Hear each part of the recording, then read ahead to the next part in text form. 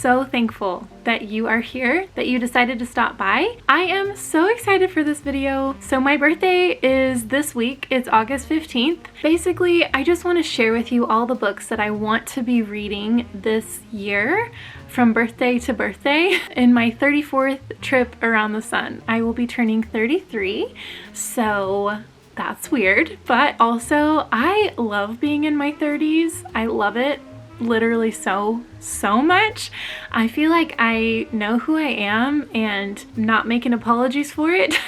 I just feel like a confidence that I never had in my 20s, and most of that honestly is because of the Lord, Jesus Christ.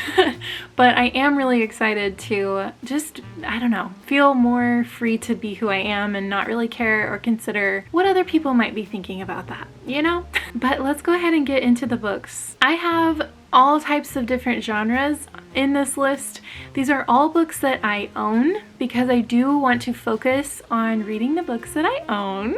Yeah, let's go ahead and get into it. These books are in no particular order. I may put the nonfiction at the very end because there are some nonfiction I really want to read this year, but let's get into it. The first book is Anne of Green Gables by L.M. Montgomery. This is a classic book about Anne with an E. I once was Anne with an E in a play, but I have never read this book. By the way, the play was like one of the funnest things I've ever done. I loved playing Anne, so I'm familiar with her story, but I'm just so excited to get into this. And also, I've showed this like 1,800 times, but can you just take that in, right? On the back it says, looking forward to things is half the pleasure of them, which is so true. I just know I'm going to really connect with Anne, and I'm just so excited. Just so excited. If you don't know the story of Anne of Green Gables, it's following a young girl named Anne.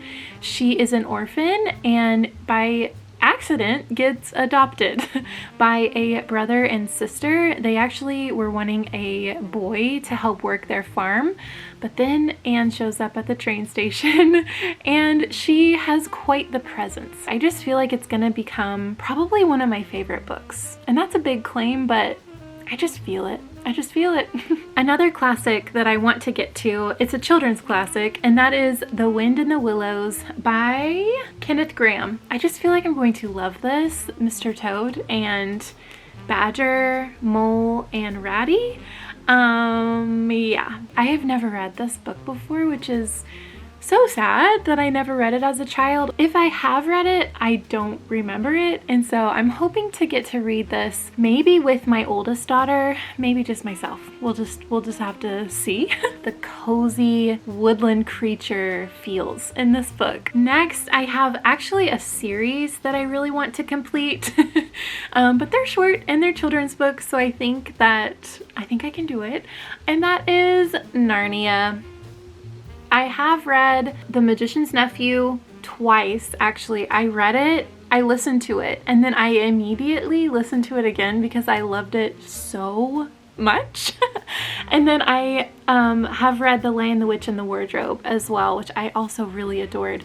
So I have books 3 through 7 to complete, and I'm just really looking forward to it. I feel like it's almost a crime that I've never read these books. With how much I love the first 2 books, I know I'm going to really just adore this whole series. And I love C.S. Lewis. I love the way he writes and the way he connects Jesus to things. And so I'm just ready. I'm ready for it. This next one kind of goes along with Narnia because it's said to be inspired by the Chronicles of Narnia, and that is The Lost Story by Meg Schaefer. I actually just bought this book because of the fact that it's supposed to be a Narnia inspired story. It's following 2 boys, and when they were young they went missing. No one knew where they were until they showed back up, but it turns out these boys went into a magical land and they stayed there for, I can't remember how long, but then years and years later they have to return back to this magical fairy tale land, and say no more. Literally say no more. I'm signed up. I am so ready for it. The reviews on this have been so spectacular. I truly cannot wait to get to it. It might be read pretty soon just because I'm just so excited for it. This year, I really want to focus on reading more of Miss Marple by Agatha Christie, and the first one that I need to read is 13 Problems by Miss Agatha Christie. This is actually a short story collection. It's actually where Miss Marple got her beginnings. So it's this dinner party, and each person at this dinner party tells a mystery, and then they each have to solve or try to solve the mystery, which I love that. All of the stories obviously are interconnected, intertwined. Miss Marple, yeah. And then I don't own this book, but the next full novel of Miss Marple I have to read is Murder at the Vicarage, and I really do want to read that soon, at least in this year. Then we have Remarkably Bright Creatures by Shelby Van Pelt. I have heard nothing but good things about it. I originally, when this book came out a few years ago, I just wasn't super interested in it, just simply because you are getting a perspective from an octopus. And so I was like, I don't know, I'm not really like an animal person necessarily, and so anything having to do with like, I don't know, a talking octopus, for example, I'm not like super intrigued.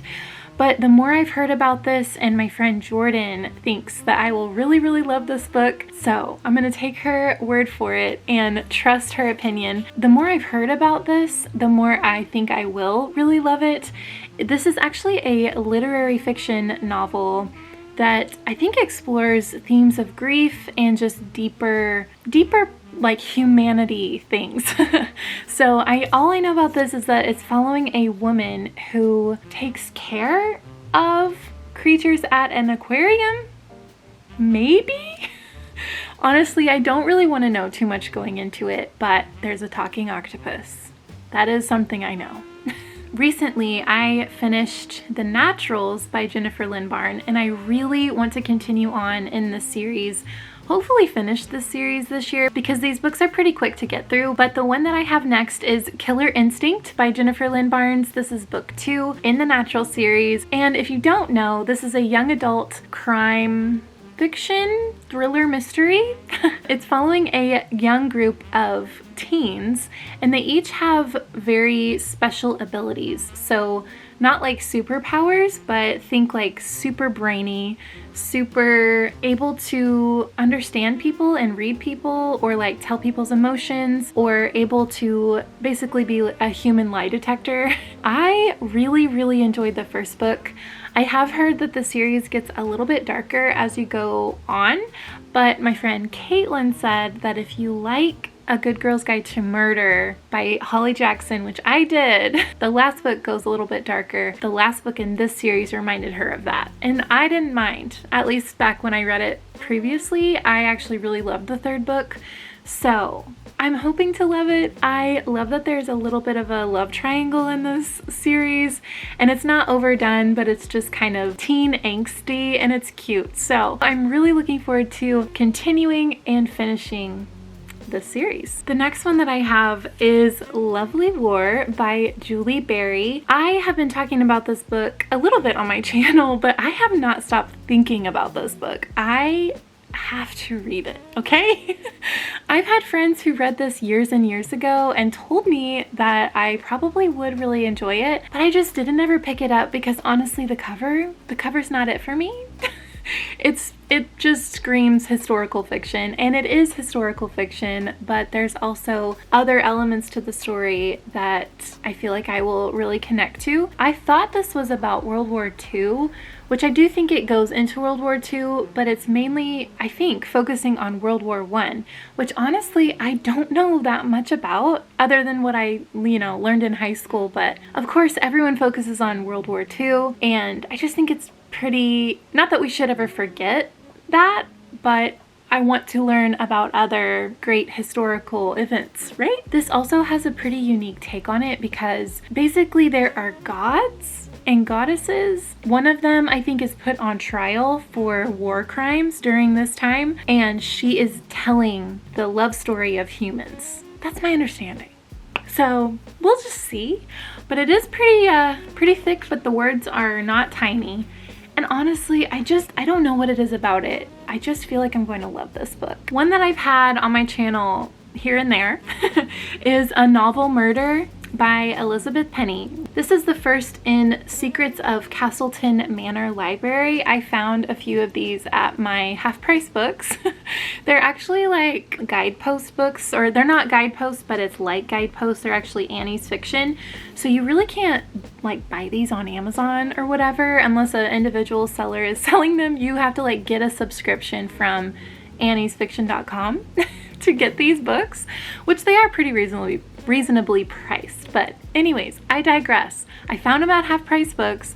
I really want to read Elizabeth Penny, and she has some other cozy mysteries that I am very interested in. I have her first book. It's called Chapter and Curse. It's really short, and I have a few of the other ones in this series because I didn't have self-control at my half-price books. But I'm so excited for this because it's like a library in a manor and cozy mystery. I'm not sure if these are Christian or what. I think some of Annie's fiction is Christian fiction. Not sure about that on these, but I'm interested. I'm really looking forward to getting to this one. Another one I am so excited for and I really want to keep it for the winter is These Silent Woods by Kimmy Cunningham Grant. This is a suspense thriller mystery. I think more of a suspense mystery, but I don't know. My friend Bethany read this. She absolutely adored it. When this book came out a while ago, I just didn't hear the best things, but I trust Bethany. The way that she was talking about how Kimmy Cunningham Grant puts in themes of hope and redemption and forgiveness. She told me that this author is a Christian writing secular mysteries, and I love that. I love that so much. She also has a thriller mystery that recently came out this summer. I'm just so excited to see if I am going to really like Kimmy Cunningham Grant. One that I have started and then put down because I am who I am. I am who I am. Is Hinds Feet on High Places by Hannah Hurnard. This edition is so beautiful. I just love it. I am about this far into it. Chapter 9. But the beautiful illustrations in this, I just can't actually like can you not be so beautiful? Recently, I have just been really thinking about this book. There's a part in it where the main character is with the Good Shepherd. Then he leaves her on her journey, on her trail, with her companions that the Good Shepherd picked out for her. And that is sorrow and suffering. And she's like, why? Why would you leave me with them? Like, that can't be what is best for me. And he's like, trust me. I know what's best. And so I've just been really pondering that and really want to pick this back up really soon. I think it's not an accident that I set this down and then have been thinking about it and want to pick it back up simply because of that, you know what I'm saying? Next, we have The Book Thief by Marcus Zusak. This book was literally everyone read this book when it first came out. I don't even remember when, but it had to have been like 15 years ago. Oh, 2005. So I'm old. Anyways, yeah, that's close to 20 years ago. That's cute. Anyways, I remember vividly my older sister reading this and absolutely devouring it. She like wept. She loved it. This is in the time of World War II. You're following the perspective of death. And that's all I know. It just sounds really intriguing and really good. Oh, there's like stuff in here. Every time I went to the bookstore recently, I've seen it and I'm like, I feel a draw to this. Same as lovely war. I just feel really drawn to these books. So I know it's going to be sad. I know it's going to make me cry, but also sometimes those are the most impactful books, right? The last fiction, kind of, I think actually this is technically nonfiction, but it's like told in a different form. It's a graphic novel, and that is The Faithful Spy by John Hendricks. This is a graphic novel about Dietrich Bonhoeffer, who was a German pastor. I think he was also a spy? I'll learn. I will learn. Well, yeah, spy. Lauren, read the words. All right, so he was a spy, but he believed in Jesus and went up against the Nazis in Germany. Okay, not me saying that I wasn't really interested in World War II, and here I am with 3 books on this list having to do with World War II. All right, anyways, I think that he obviously was super upset with what was going on in Germany at the time. He started a breakaway church to speak out against the established political and religious authorities. When the Nazis outlaw the church, he escapes as a fugitive, struggling to reconcile his faith and the teachings of the Bible with the Nazi Party's evil agenda. Bonhoeffer decides Hitler must be stopped by any means possible.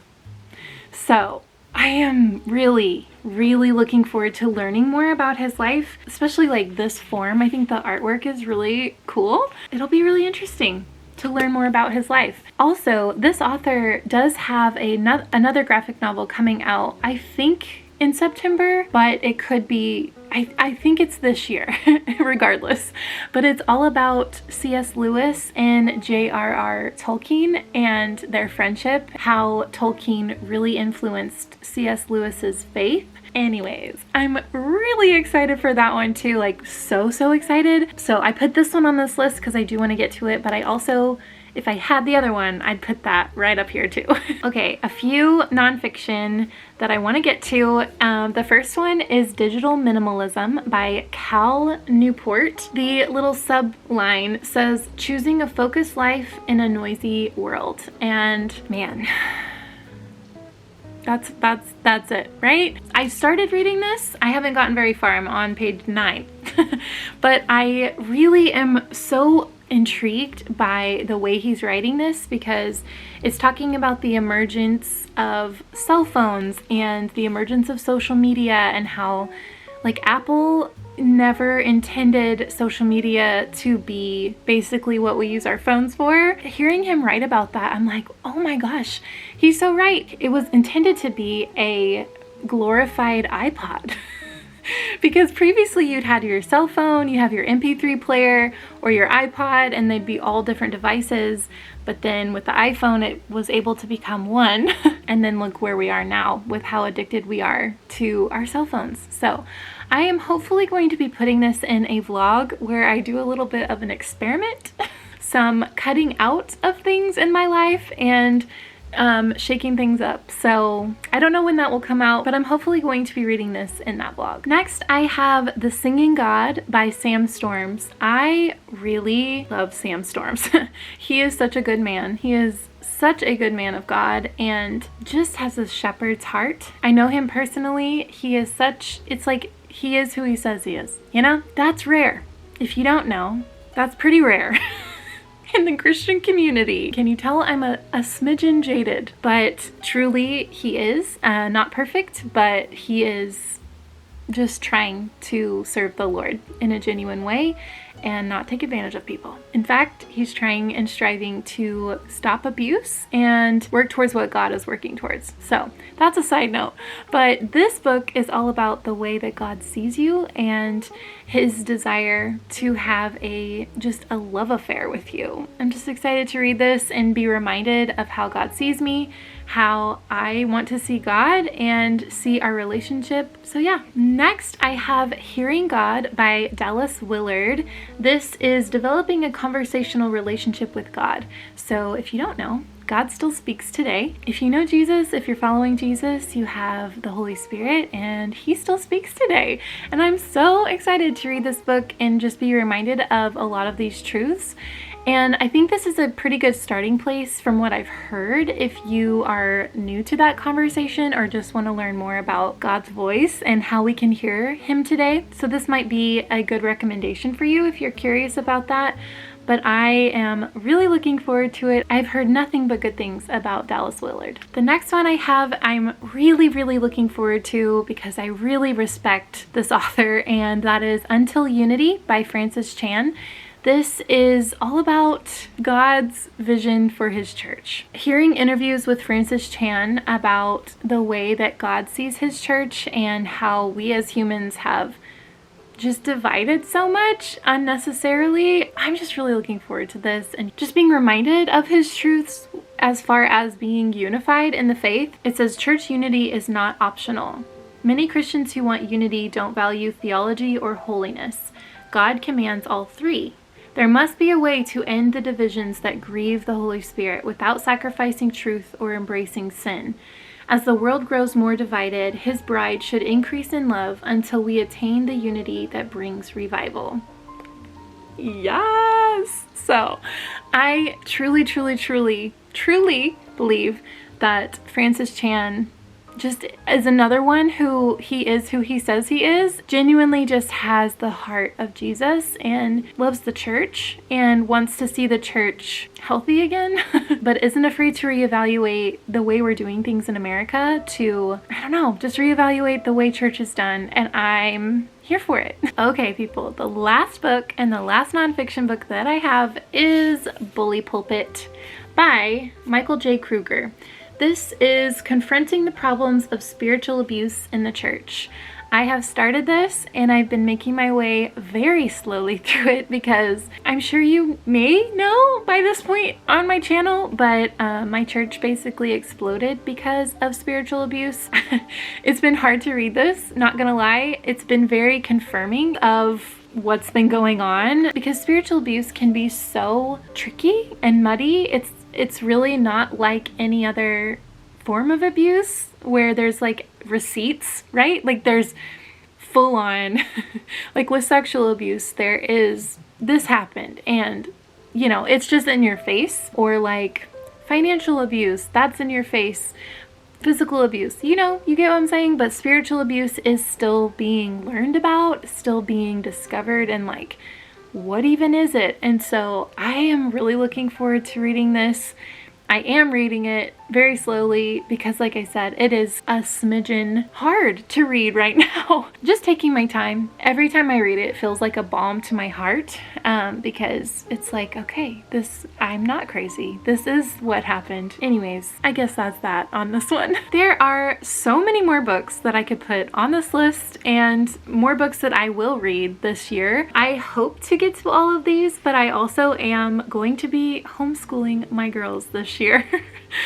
Which starts the week after my birthday. So we're gonna have my birthday and then we're going to start homeschooling my little gals up in this place. So say a little prayer for me. But all that to say, I am probably gonna slow down on my reading, but if nothing else, I hope that you gleaned some good recommendations or maybe heard about books that you never had before in this list.